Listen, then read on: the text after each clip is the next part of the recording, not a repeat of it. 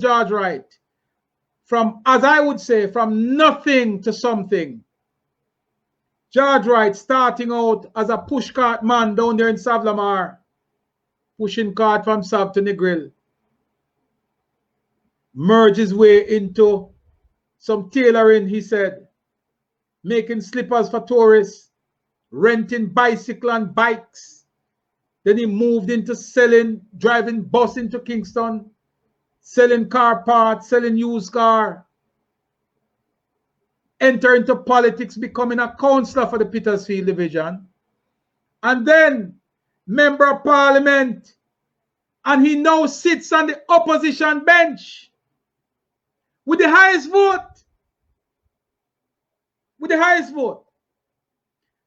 So for those members of the People's National Party and for those members of the Jamaica Labour Party, some of who don't have 8,000 votes, not just JLP, but PNP too, some of which don't have 8,282 votes.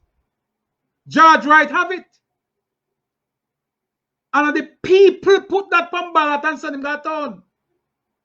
So some of the very people on the opposition benches who eloquently spoke of how upset they are about George Wright sitting on that side of the house. I say to you, George Wright, sit where you may. And as you eloquently put it, the Constitution provides for you a seat in Parliament, whether you represent the JLP, PNP, or no P. And as it stands now, you represent no P. You represent one P, and that is the people of Westmoreland Central. You sit in the front seat because you are the Dan Dada. You have more vote than all of who sit behind you. So every time that the PNP have an argument to make, Mr. Wright, you walk with that little plaque, the confirmation on election day that you receive from electoral office. You walk with it. And every time that the PNP come at you to criticize or to talk about where you sit, you show them. And I would implore you also to get the section of the Constitution that speaks to seats arrangement in the Parliament and remind them that you're not here and there on their requests or on their base. You're sitting there because you're elected by over 8,000 citizens of Westmoreland Central. And you should spare no bones but reminding them. And to some of the JLP supporters too, some of who scorn you like you step in a shit, remind them, and I say this from the bottom of my heart, I don't care who want vex, I don't care who want call me tomorrow morning, you don't have to call me. Me not elected. Some of the very JLP members who scorn you like you step in a shit, remind them every time them do it, remind them that your day will come. Mark my word. Your day will come.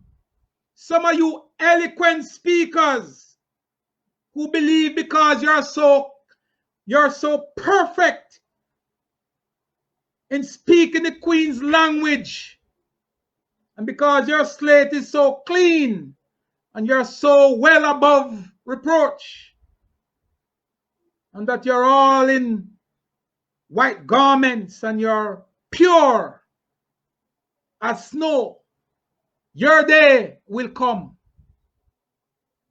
We are human beings. None of us are perfect. Some of who are cast in stones live in a glass house from top to bottom. And both sides. Both sides. Both sides. Not just PNP, because on a PNP alone are act a fool. GLP too. Both sides. When you live in a glass house, I told entertainers that recently, and I'm going to tell it to the politicians, both labor rights and PNP. When you live in a glass house, do not throw stones. And your day will come that all of us walk out there, and sometimes we see a load of mess. And because we're not paying attention, because we are preoccupied with other stuff, we might just step in there. But most importantly, sometimes we step in mess because we're not perfect. None of us are. The Bible, the great book, says, he who without sin cast the first stone. I see a lot of stone are fling. And some of the persons who are throwing stones are sinners themselves. So I would implore you that the time you spend to throw stones at others, time you spend throwing stones at others, you would reflect on your own self and ensure that you will never be caught in that web. None of us are perfect. People make mistakes. And if God can forgive us 70 times 7, who am I? Who are you? Ask yourself these questions.